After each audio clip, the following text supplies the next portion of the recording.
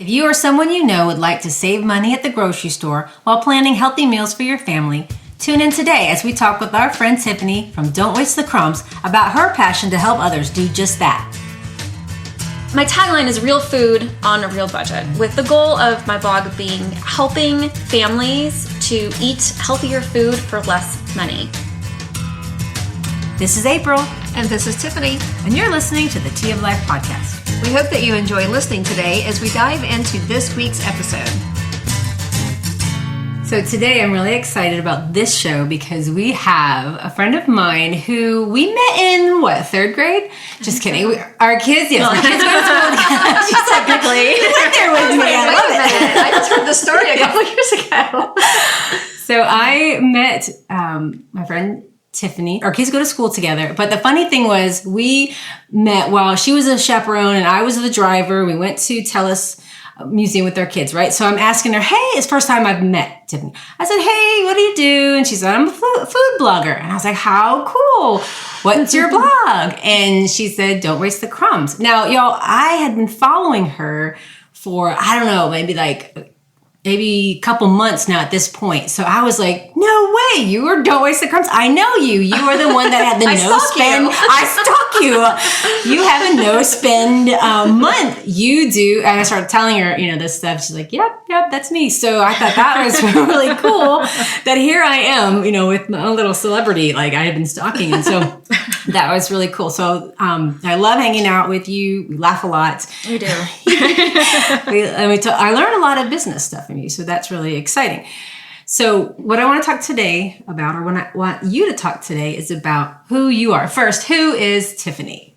Well, I have to go backwards just a smidge. Okay, go backwards. You are the first person, the first reader I've actually met in real life. Woohoo! Yeah, and I have to say, it totally freaked me out. Oh, okay. You did look in a good way. It was very humbling. In a good way, in that for a long time you're writing and you're hoping that people are reading what you have to say and you hope that people are benefiting, but then to actually meet someone who is humbling in a way that I guess it just kind of kicks you off of whatever internet pedestal you could possibly put yourself on. Like it really becomes real. Like, yes, people are reading this. It justified what I did. It hit home what I did. And it was kind of weird too, but in a good way, in the best way possible. That it actually inspired me to get out and meet more of my readers, because that's the whole reason I do what I'm doing, is to impact other people's lives. So to see it firsthand is really, really rewarding.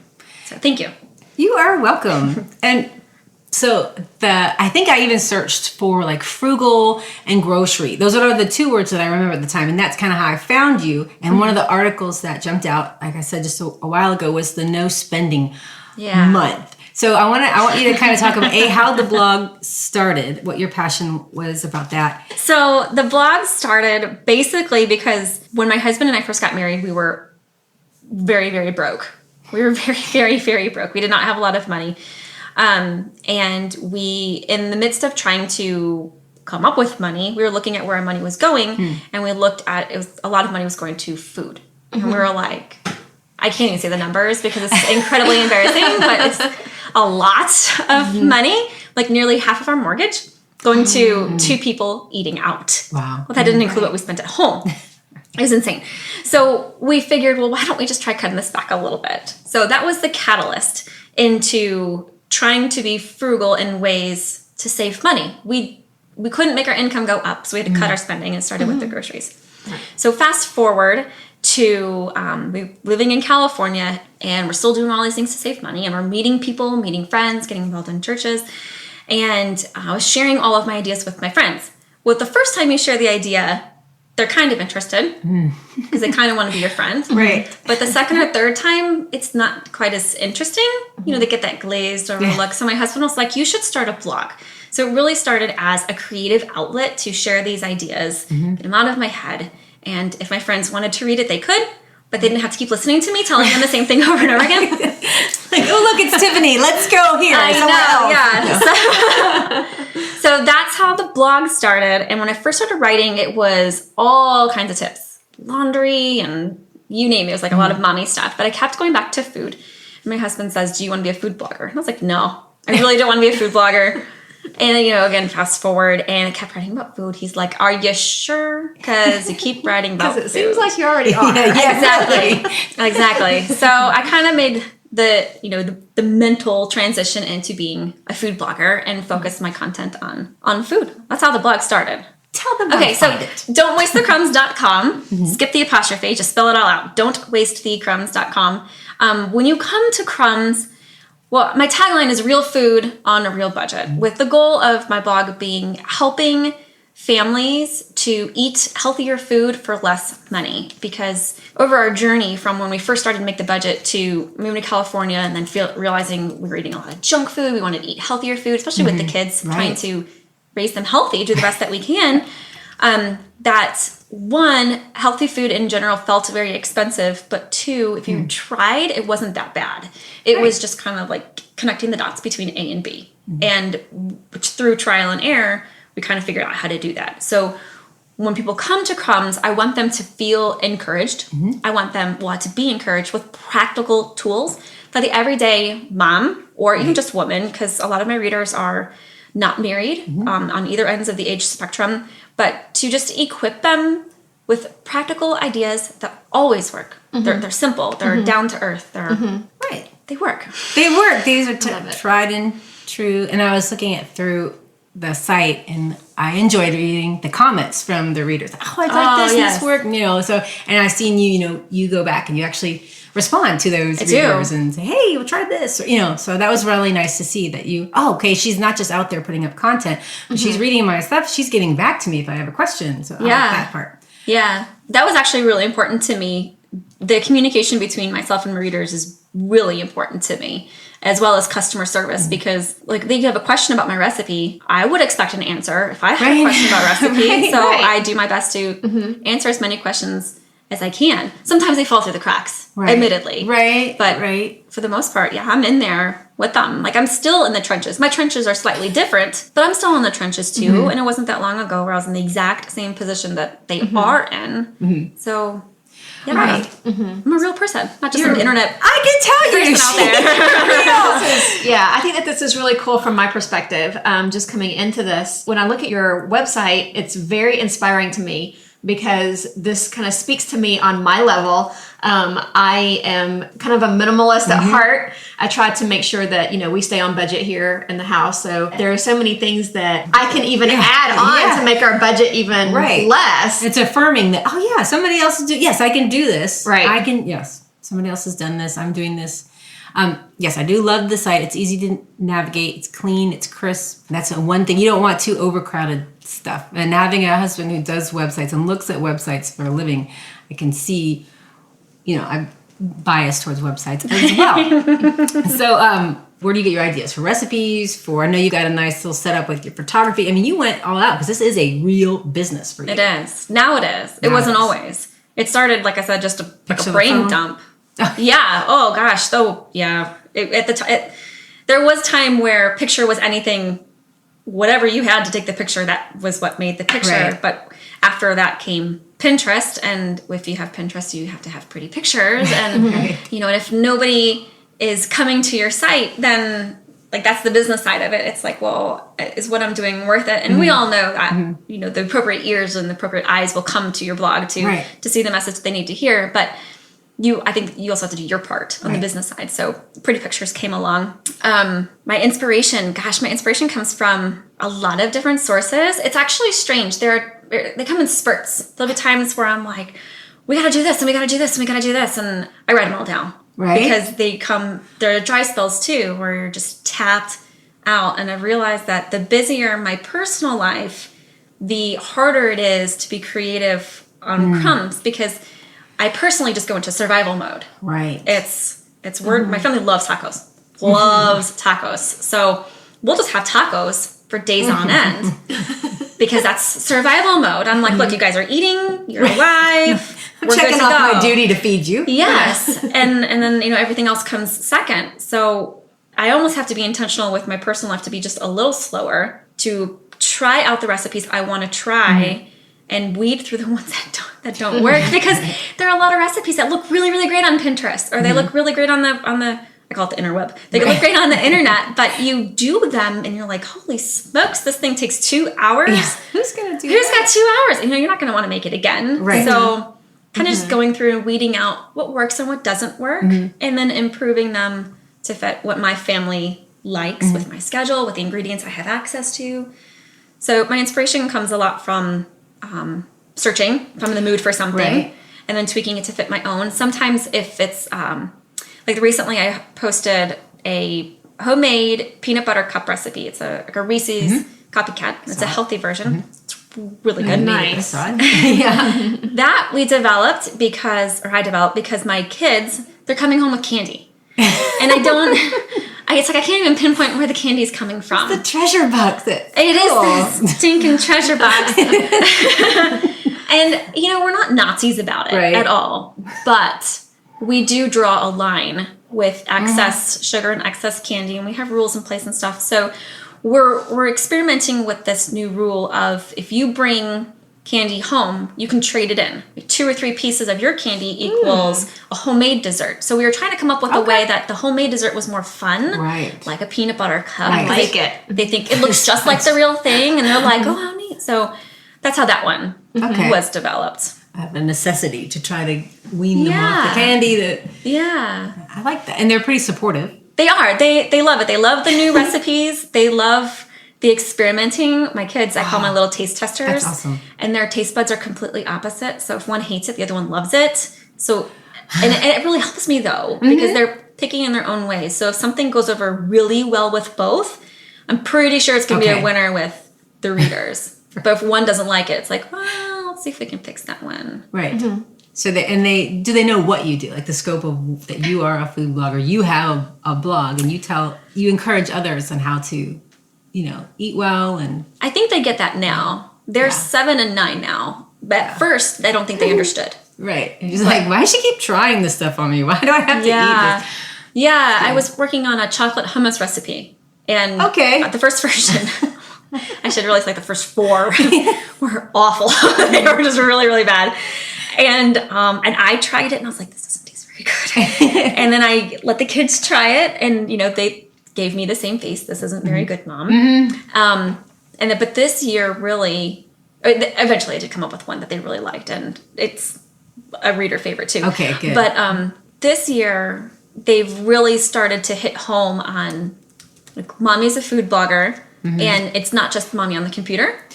And because they've asked that, what do you do on the computer? And, my heart in a way was breaking because I didn't want my kids feeling like I chose computer over them, because that's never the case. Right. So I've had to teach them, Mommy writes about food. Mommy teaches other families how to eat healthy food on a budget. And then we break all that down with what's a budget and what is healthy food.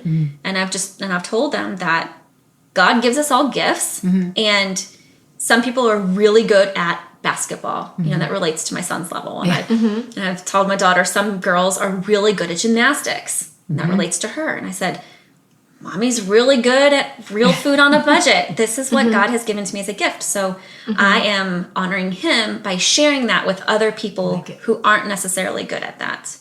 And that has really made sense to them. Which it almost sounds like it wouldn't, because it's more difficult, but actually they get it. So that is really cool. That is really cool. So I'm looking on your website. Yeah. And when someone visits your website for the first time, I see that you have here, welcome to the crumbs. I love it. And then you have steps.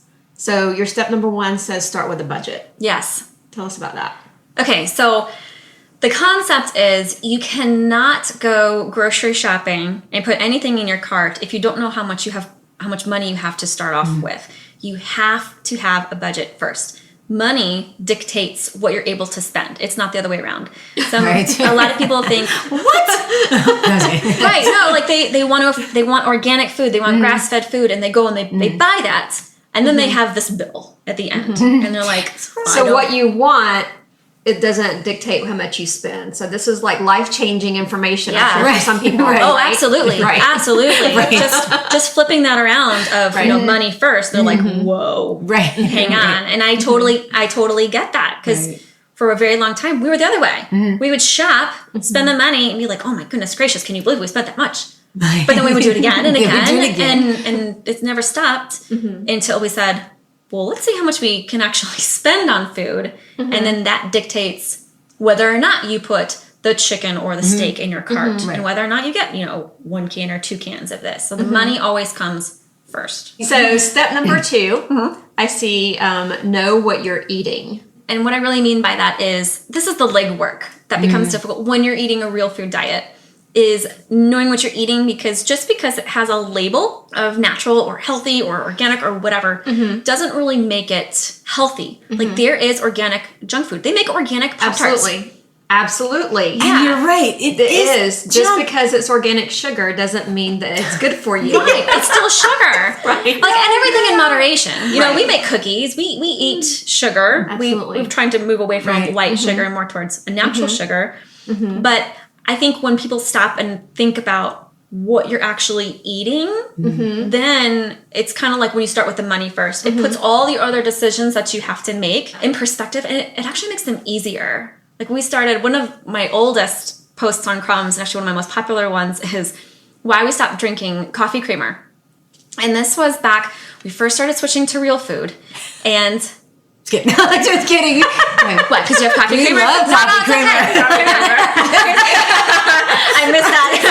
I'm just kidding. Just kidding. No. You can go on with the coffee creamer stuff. So no, it's okay. Well, what happened was I was following another real food blog and kind of doing her baby steps. And one of them was to ditch hydrogenated oils and high fructose corn syrup. Yes. So I went through the whole kitchen, found these 2 ingredients and things you never would have thought they would be. And I found them in Special K breakfast bars, which are supposed to be healthy, right? Because they're portion control and stuff. I found them in saltine crackers, which is what I was giving my kids when they're just, the little baby teeth that come in, just something to gnaw on, really. Yeah. I found them, all kinds of things. I think instant hot chocolate. I was one of those like, wow, really? Yeah. And I found it in our coffee creamer. Okay. So I did a little research about hydrogenated oils and high fructose corn syrup. And that was where we draw the line at home, is if those 2 ingredients are not allowed in the house, period. Right.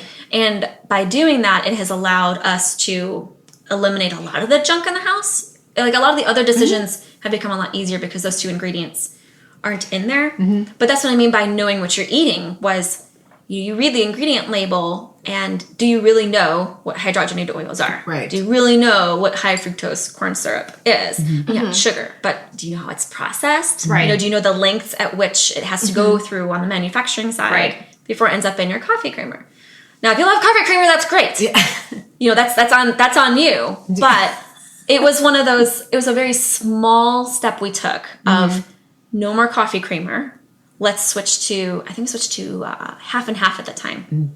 And yeah, it took adjustment, because it wasn't a sweet. I think I added stevia and my husband added sugar for years.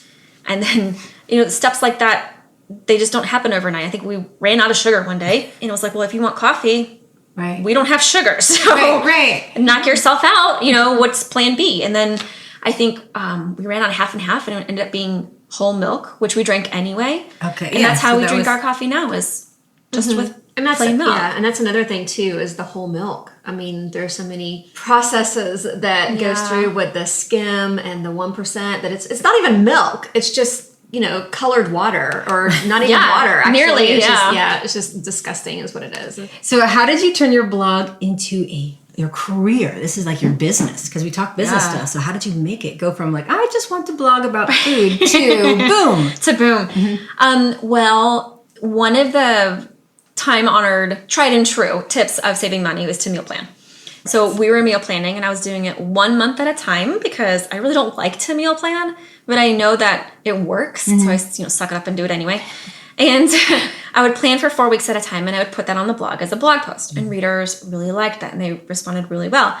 And they kept asking me, do you have a shopping list to go with it? Do you have this? Do you have that? And I thought, well, gosh, if all these people are asking me for this, I should pull it together and do something with it. So I created a membership site called Frugal Real Food Meal Plans. I don't run that as a membership site anymore, where you can still get the meal plans. It's just not ongoing. When we launched Frugal Real Food Meal Plans, that was a turning point for the blog. That's when it went from just a hobby, I'm having fun blogging, into holy schmoly, I have an actual business. Right. You know, like emails were pouring in. My inbox was always full. Wow. We were always busy. My husband would come home from work and he would help me. I couldn't keep up. There was literally like not enough hours in the day, and we were homeschooling the kids. It was just insane.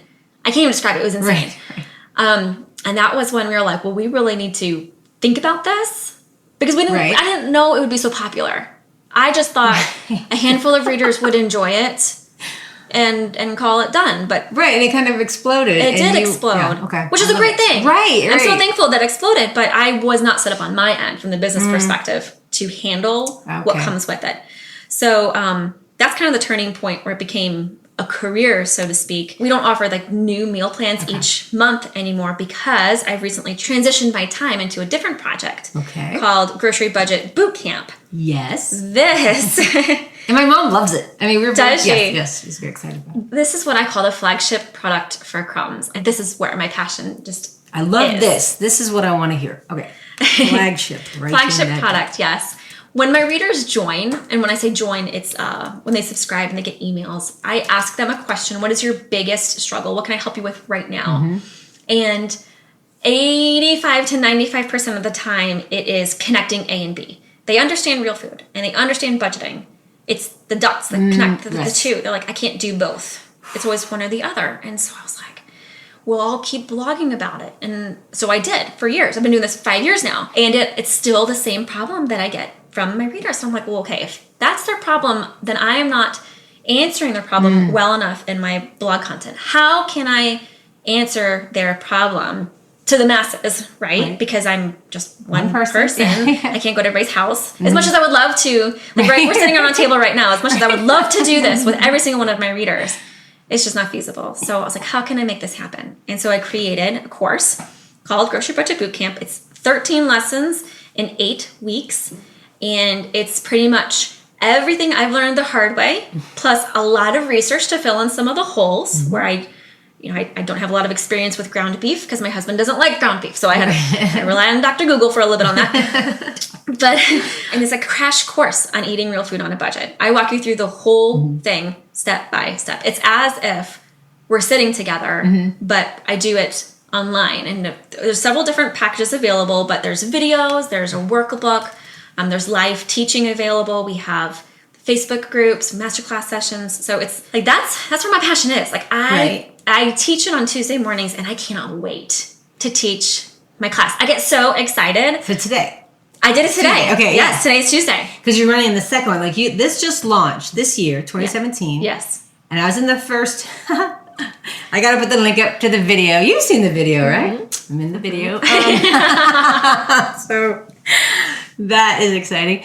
Yes. And so this is the second go around. So you'll have a, and the reason I'm pointing this out is I know once you're in, you have access to all the materials. Is that right? Like once you go through, you have to go through the course. Yes. At a certain time, because then you are available. Yeah. There's 8 weeks worth of lessons, and each week different lessons become available depending what we're covering. And I do that intentionally because what I've learned is that the topic of real food on a budget is overwhelming.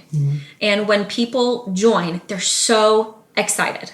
They just want to jump in and chomp at the bit. And I totally get that. However, if I give them everything, they're going to get burned out. And they're going to get to like lesson 2 or 3 and they're going to quit. And they're not going to follow it through. And my concern is I want them to succeed. Right. I want them to be able to eat real food on a budget. And I know that it's one of those protective barriers, like for your own good type of things. Right. Yeah. And then because for the VIP level, I do teach that live each week throughout the course. I'm teaching whatever lessons become available. Okay. So that way it's not just a dump on your lap here, have at it, sink or swim. It's let me ease you into this so I can be available too. Because no matter what level you buy, if you have a question, I answer it. Right. Like send me an email. Right. I'm answering your question. Like I'm the one answering your question. Right. So I love it. Yeah. And so on Tuesday mornings, that's at the VIP level. Yes. And so you're in a Facebook group. When you purchase the VIP package, you get the welcome email. It has your login, your password, all that good stuff. And here's how the course works. And then it says join the Facebook group. So you click the link and you join the group. And I have a team member who helps to make sure you get all in. For a long time, I was a one-woman show.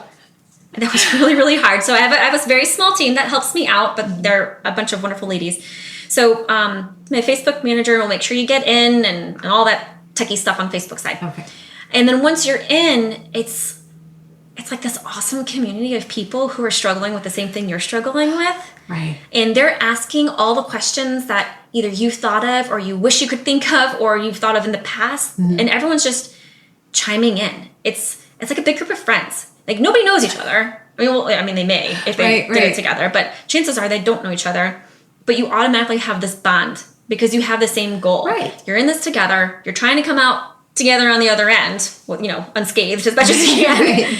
And they're asking really, really great questions, and they're giving really, really great input to each other. So it's like a community, and it's wonderful. Nice. And then you can do live videos once you're in. So that's how I do it. I log into the group myself, okay. and instead of typing a post, I hit live. That's cool. And then I see me. And then hey, everybody. Okay, we've been communicating through Facebook for a long time, but I love that they're doing more live things. I love that they make it more accessible in that type of way. Yes. And I actually choose doing it on Facebook because it's the most accessible way to get to everybody. Now, we do our masterclass sessions outside of Facebook because those are very intimate, private discussions where it's maybe only a portion of the class with me. And the goal is to answer as many questions as I possibly can. But because that comes with a VIP package, I want to preserve the integrity of the package and what they're paying for. And so that's not available to the public. Right. It's a real product you have to offer, and it is. You put value on it. It is valuable, so I like that. You guard that. Yeah, it's like taking a college class. You wouldn't expect your professor to live stream his one on 10 class with the whole world. Right. It's like, no, I'm paying for your time. Or like with a tutor. So to speak. Right. That's another example too. Did you tell me about the no month? No, I didn't. Okay, let's end on that note. This is the part that I was amazed at. And I read, so I was reading about no spending, except for I think your mother had given you a CSA. Yeah, CSA is Community Supported Agriculture. Yes, okay. And this is when you were still in California. Yes, my dad's a chef, and he works at a hotel, and every year they do this show, it's a produce show.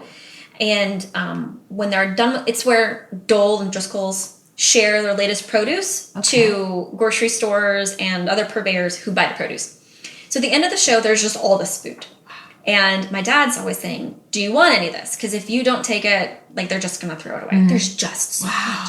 And so I'm like, well, of course, right? I'm working on a grocery budget. I'll take whatever you're going to give me. No one's, you're paying off debt. No one going to say no. So we would just say, give us whatever. But he had just given us several cases of fresh produce. So our fridge was full. Our freezer was full. And we had it wasn't a mini fridge, but it wasn't a full size. I guess you can call it an apartment size, so slightly smaller. But it was all full. My dehydrator was full. Like if it didn't have to be in the fridge, it was by the front door. Wow. So more than enough food. And I'm sure at the time, it wasn't too long after I had stopped couponing and stockpiling, so I'm pretty sure our pantries were very full. And I remember washing the dishes, and I was going to make a dish for a potluck, and thinking to myself, I have no food in the house. What am I going to make? I was like literally drawing a blank. And then I thought, Tiff, and like if I could smack myself upside the head, I would. It was like, you have so much food. You have too much food. You just got to think of a way to use it. Okay. So I forgot even what I came up with to use the food. But I turned around and told my husband, I kind of confessed to him. I was like, can you believe this? We have all this food, and I'm thinking I need to go to the grocery store to get these specific things because this is what I want to make. And we kept talking about it, and it turned into, well, how long do you think we could go without grocery shopping since we have so much food? Challenge. Yeah. And I was like, a week for sure. And he's like, well, can we go longer? And then I was like, okay, well, let me think about that. Because my husband, if you suggest it, it's like halfway committing. So I was like, let me think about this before I commit to a significant period of time. And was back and forth. And he's like, well, what if we try to go a month? So I was like, okay. So we talked it out, what our commitments were, what we had going on. And we drew a line that day. We said, okay, for the next 30 days, it'll be no more spending. We marked it on the calendar. And I think he had just filled up his car with gas. Oh, that's... Yeah, and my car had maybe 3/4 of a tank. And granted, we lived in a very small beach town where the grocery store was a mile away. So we could walk to a lot of local things if we wanted to. Or if we were strategic with how we did our errands, we could get away with using less gas. So we said, let's see if we can go 30 days. And the first, when we made a rule that you could not spend unless you earned outside of your normal income. So paychecks didn't count. Okay. We would have to either sell something, or if you found change in the car. Sounds like you. And the cushions, or cushions. She could duly do this. Yeah. So throughout that, he ended up, I think he already had something on Craigslist that he already put it up, and it finally sold. And it was a lot. It was like $200. Okay. And we didn't feel right being able to spend that, even though it fit in the rules. Right. We didn't feel right being able to spend that. So we cut it back. And I think 1 week we earned like $5 to $6. So we took that and we were allowed to go replenish whatever we wanted to because that was extra. And I think he chose ice cream. Of course. And great job. I know. And like bananas. I chose bananas because they were just cheap. Okay. I can get a lot of them. Because you start running out of fresh produce after a while. Even though we had a lot, when you know you're not going to get anything else, you start going through it. So by the end of the month, and you're like, you couldn't get meat, you couldn't get milk, right? Like no spending. Birthday gifts came out of creative cards, or we even told our friends, like, we're on a no spend month. I'm really sorry. Totally going to do this. But they completely understood because we were, I don't want to say trendsetter because that sounds like I'm boasting, and that's not it at all. We have just always gone against the norm. And I think anybody who's gone through Dave Ramsey's program or believes that he thinks is against the norm of society. So we went 30 days. We actually made it 33 days. Wow, that's amazing. Yeah. And so what's the first, so you made 33 days from you thought, maybe a week. Yeah. So you went through 33 days. Yeah. And then you just said, okay, at that 33 day, you said, okay, now we totally have to get groceries, or did you just say, we are done? Like, did you just announce official ending, or just been like, we totally have nothing? We got really close. It was to the point where we didn't have zero, but it was really hard to pull together a somewhat balanced meal. It would be like your dinner was... it'd be like your dinner is garbanzo beans, dehydrated strawberries, and rice. Yum. Which we had several meals like that, but after, the goal was 30. We made it to 30. And so after the third day past 30, we're like, I think we're good. And we need gas. And like, Okay, that's right. You did say 30, and then you just proved that you could go longer. There was a caveat too, like your regular bills didn't count. Right. So our suggestion was never like, don't pay your mortgage and don't pay your electricity bill. No. It was just the new things. Yeah. Like if it's not a necessity, don't buy it. Although I must put a caveat in there that when you're faced with not spending anything at all, necessity is used very loosely. So that's why you have to, if you ever do this. Okay. And they're supposed to, with guidelines that we did the year later, to decide up front what your rules are. Okay. Because you get to week 2 and you're like, well, we need more coffee. We need something, You need. So it will not hurt you. I need this. Okay. Yeah. What was the first thing you bought when you went to the store? I don't remember. I really don't remember. I might have put it in there somewhere because we did the initial and then we did like a midpoint follow-up, and then we did a survival. But I did a post on our survival after the fact and like lessons learned that I wasn't expecting to learn. Oh, okay. And one of them was, go back and find it. We have so much more than we could ever possibly need. Okay. Like we really do. When you just look at what you have, it's right. Wow, we have so much. Another lesson was it kind of tag teams together. One is you have more than you think you have. The second one was that's good. You feel the need to want or need more than we should. Like that's our instant reaction in our society is I need more. I need more. Right. Oh, yeah. Rather I don't than have that, but I need completely. it. Yeah. And so you have to fight that and say, no, I don't need, I want, let's turn around and go back to what I have. Like that little circle of back to the beginning. I love it. Well, I'm just excited and energized about our conversation today. So we're going to say goodbye to Tiffany right now, and we're going to tell y'all to find her at Don't Waste the Crumbs. Put some more information about the website and also Grocery Budget Bootcamp. I'm excited to get back into it. I had to put it on pause because we were developing this. So thank you so much. Thank you for having me. Thank you. We hope that you enjoyed our interview today with our friend Tiffany, founder and owner of Don't Waste the Crumbs. To learn more about or to enroll in Grocery Budget Bootcamp, visit don'twastethecrumbs.com. Also, subscribe to Tiffany's blog and receive her free ebook, 22 Days to a Fresh Start. Oh, and you can now find us, Tea of Life Podcast, on YouTube. Just go to youtube.com and type in Tea of Life Podcast. And of course, all of our episodes are located on our website, teaoflifepodcast.com, iTunes, or your favorite podcasting app. Be sure to subscribe and leave us a comment. That's it for today. Tune in next time as we continue to dive into life. In the meantime, don't forget to subscribe to our podcast. You can find us at teaoflifepodcast.com or follow us on Twitter at teaoflifecast. Until next time, in the words of Monty Python, Make tea, not war.